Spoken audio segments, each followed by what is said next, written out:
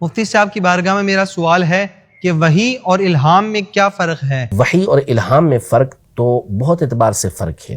Number ایک، وحی جو ہوتی ہے وہ انبیاء کرام علیہ السلام کے ساتھ خاص ہے، غیر نبی کو کبھی وحی نہیں ہو سکتی۔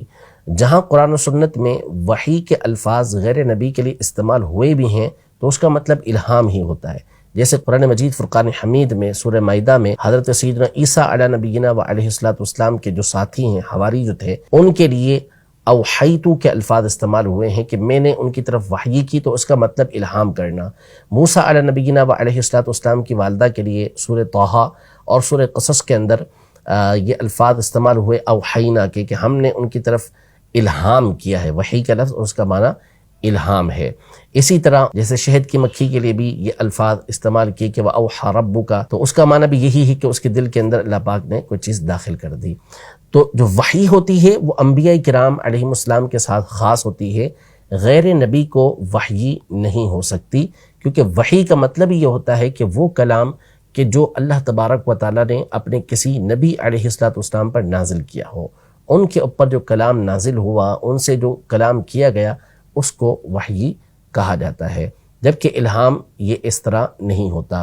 نمبر دو یہ کہ انبیاء کرام علیہ السلام کے لیے وحی کا ہونا ضروری ہے، جو بھی نبی علیہ السلام ہوں گے ان پر وحی ضرور ہوگی، جبکہ اولیاء کرام کے لیے الہام کا ہونا ضروری نہیں ہے۔ اللہ نے جس کو اپنا ولی بنایا اس پر الہام بھی ہو یہ لازم نہیں ہے۔